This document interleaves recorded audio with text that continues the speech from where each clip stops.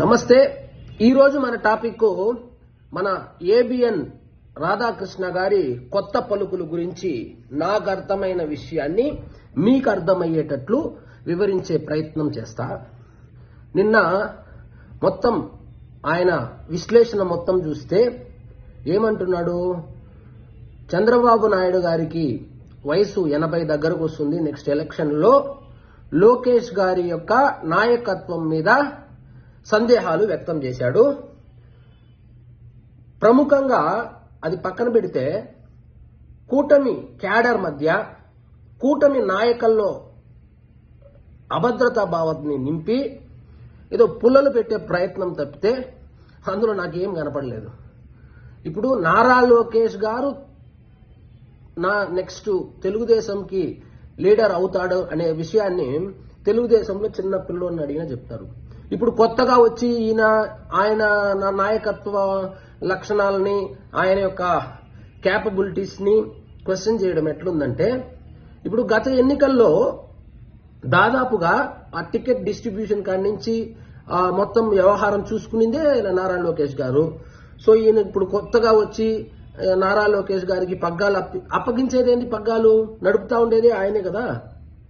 ఆ విషయం ఈయనకి తెలియనట్లుంది. సో ఇది పవన్ కళ్యాణ్ గారిని ఎలివేట్ చేస్తూ లోకేష్ గారిని కొంచెం తగ్గించినట్లు చూపిస్తే ఏమైతుందంటే, ఈ రెండు క్యాడర్ మధ్య సోషల్ మీడియాలో ఫైటింగ్ స్టార్ట్ అవుతుంది ఫస్ట్. సో ఇంకొకటి ఏమన్నాడు, బీజేపీ వాళ్ళు పవన్ కళ్యాణ్ గారిని ఎంకరేజ్ చేస్తున్నారు అనేది ఒకటి చెప్పినాడు. అదే నోటితో ఏం చెప్తాడు, ఏ ప్రాంతీయ పార్టీని ఎదగనివ్వరు, బీజేపీతో ఎవరైతే పొత్తుల్లో ఉన్నారో వాళ్ళ పార్టీలు అన్నీ ఏ విధంగా కనుమరుగైపోయినాయని చెబుతూనే బీజేపీ ఎదగడానికి ప్రయత్నిస్తుంది అనేసి చెప్తున్నాడు. బీజేపీ ఎదగడానికి ఆంధ్రప్రదేశ్లో ప్రయత్నించే విషయము ఒక రాధాకృష్ణ గారికి తప్పితే ఆంధ్ర బీజేపీ వాళ్ళకు కూడా తెలియదేమో మరి.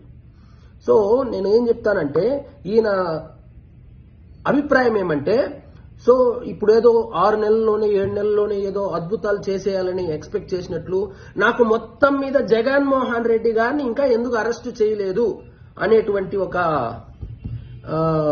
పాయింట్ తోనే మాట్లాడినట్లు నాకు అనిపిస్తోంది.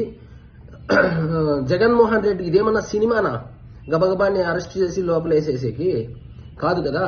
కాబట్టి ఏదో మనసులో పెట్టుకొని ఆయన సొంత ఎజెండా ఏమైనా ఉందా ఇందులో, లేదంటే ఒక వాదన ఏంటంటే ఎవరిదో కొంతమందికి టికెట్లు ఎక్స్పెక్ట్ చేశాడు, అది తెలుగుదేశం వాళ్ళు ఇవ్వలేదు, సో నారా లోకేష్ గారికి ఆయనకి అప్పుడెప్పుడు చెడింది అన్నట్లు మార్కెట్లో టాక్ అయితే ఉంది. అది ఎంతవరకు నిజమో మనకు తెలియదు.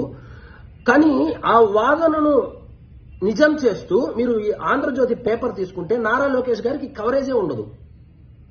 మీరు కావాలంటే చూడండి, గత 10 రోజుల పేపర్లు చూడండి, చంద్రబాబు నాయుడు గారికి ఎంత కవరేజ్ ఇస్తున్నారు, పవన్ కళ్యాణ్ గారికి ఎంత కవరేజ్ ఇస్తున్నారు, నారా లోకేష్ గారికి ఎంత కవరేజ్ ఇస్తున్నారు అనేటువంటి విషయాన్ని కానీ మీరు గమనిస్తే, వాళ్ళిద్దరితో పోలిస్తే నారా లోకేష్ గారికి ఈయన ఏబిఎన్ ఛానల్లో కానీ లేదా ఆంధ్రజ్యోతి పేపర్లో కానీ ఆయన ఇచ్చే కవరేజ్ చాలా తక్కువ. కావాలంటే 10 రోజులు పేపర్లు ఒకసారి వెరిఫై చేయండి. సో బేసిక్గా వాళ్ళిద్దరి మధ్య ఏం జరిగిందో మనకు తెలియదు కాబట్టి, సో ఇప్పుడు తెలుగుదేశం పార్టీకి అర్జెంటుగా వచ్చిన నష్టము కష్టము ఏమీ లేదు రాధాకృష్ణ గారు. సో మీరు ఇటువంటి విశ్లేషణలు చేయడం వల్ల వాళ్ళ ముగ్గురి ఫ్రెండ్షిప్ మధ్య ఏదో చిచ్చు పెట్టే ప్రయత్నం తప్పితే ఇందులో ఒరిగేది ఏమీ లేదు. కొంతమంది మినిస్టర్ని కార్నర్ చేస్తారు కొన్ని రోజులు, కొంతమంది ఎమ్మెల్యేలని కార్నర్ చేసి వాళ్ళ మీద ఆర్టికల్స్ రాస్తారు. సో యాజ్ ఏ జర్నలిజంలో మీకు యాజ్ ఏ జర్నలిస్ట్ గా లేదా ఒక పత్రికాధినేతగా కూటమి ప్రభుత్వంలో కానీ ఏ ప్రభుత్వం అయినా ఏ ఎమ్మెల్యే అయినా ఏదైనా తప్పులు చేస్తే ఎత్తి చూపడమే మీ ఉద్యోగ బాధ్యత కాబట్టి, సో అది మంచిదే. కానీ న్యూస్ రాయాలే కానీ ఒక రాజకీయ పార్టీకి సలహాలు సూచనలు చేసేటట్టు చేయకూడదు కదా. ఒక రాజకీయ పార్టీని ఏ విధంగా నడపాలి అనేసి ఒక రాజకీయ పార్టీకి సంబంధించినటువంటి అంతర్గత వ్యవహారాలకు నువ్వు సలహాలు సూచనలు చేయడం ఏందో నాకైతే అర్థం కాలే. మీరేందో ప్రశాంత్ కిషోర్ లాగా తెలుగుదేశం పార్టీని ఎలా ముందుకు తీసుకెళ్లాలి అని చెప్పి 40 సంవత్సరాలుగా పార్టీని నడుపుతున్నటువంటి 40 సంవత్సరాలైనా చంద్రబాబు నాయుడుకి కూడా తెలియంది నీకు ఏదో తెలిసిపోయినట్లు. అయితే ఒక పని చేయి, ఒక పార్టీ పెట్టి నడిపి చూడు, తెలంగాణలోనో ఆంధ్రాలోనో తెలుస్తుంది. సో ఫైనల్ గా నేను ఏం చెప్పవచ్చానంటే, న్యూస్ చెప్పు, వ్యూస్ చెప్పు, అంతేగాని ఒక పార్టీని ఎలా నడపాలి, ఒక నారా లోకేష్ గారి యొక్క క్యాపబిలిటీస్ ఏంది, అది జడ్జి చేయడం ఏంది, సలహాలు ఒక రాజకీయ పార్టీకి సలహాలు ఇవ్వడం ఏంది, అసలు ఒక రాజకీయ పార్టీలో అంతర్గతంగా ఒక పార్టీ ఏ విధంగా నడపాలనేది అధ్యక్షుడు చూసుకుంటాడు. ఇప్పుడు మీరు ఏదో పొలిటికల్ స్ట్రాటజిస్ట్ లాగా వచ్చి తెలుగుదేశం పార్టీ ఇంకా 5 సంవత్సరాలు, ఎప్పుడో 5 సంవత్సరాలకు 80 సంవత్సరాలు అయిపోతుంది, మీకన్నా యాక్టివ్గా ఉన్నాడు చంద్రబాబు నాయుడు గారు. సో ఇంకా వయసు అయిపోతుంది, ఆయన సైడ్ అయిపోతాడు. 1995 చంద్రబాబు నాయుడిని ఇప్పుడు నేను చూడలేదు, అది జస్ట్ స్టేట్మెంట్ అంతే.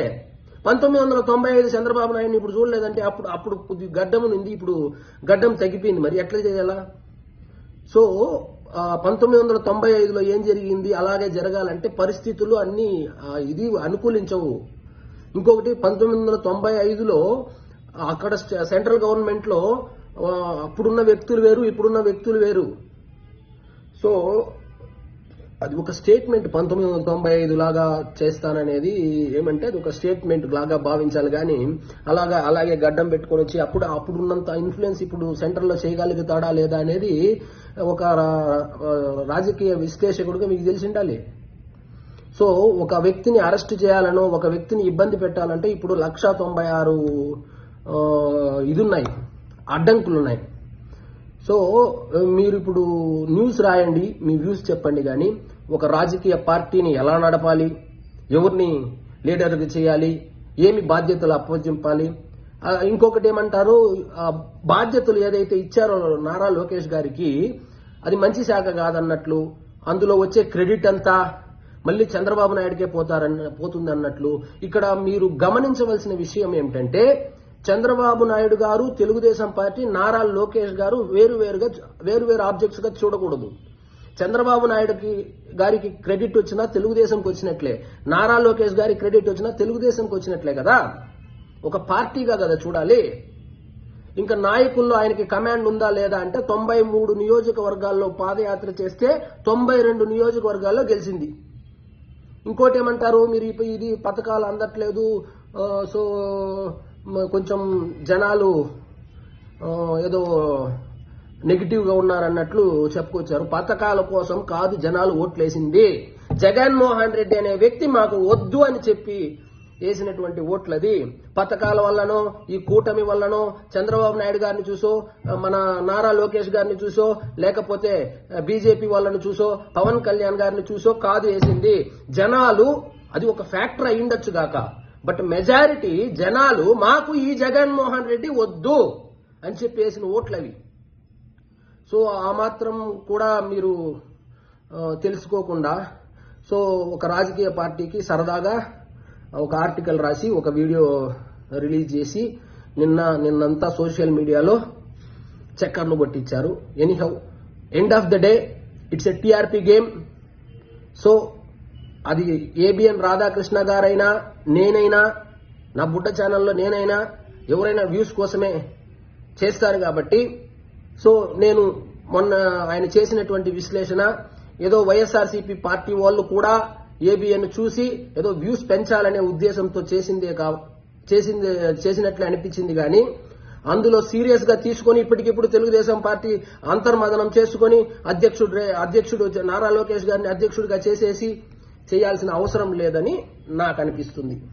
సో ఏబిఎన్ రాధాకృష్ణ గారు న్యూస్ రాయండి, వ్యూస్ చెప్పండి, అంతేగాని రాజకీయ పార్టీ ఎలా నడపాలి, ఎవరి చేతిలో పెట్టాలనేటువంటి సలహాలు ఆ పార్టీ అధినాయకత్వం చూసుకుంటుంది. సో అది కూడా తెలియకుండా చంద్రబాబు నాయుడు గారు ఇన్ని సంవత్సరాలు పార్టీని నడపగలిగాడని మీరు ఎలా అనుకుంటున్నారో నాకైతే అర్థం కావడంలే. సో ఇదండి ఈరోజు మన టాపిక్. రేపు మళ్ళా కలుద్దాం. జై హింద్.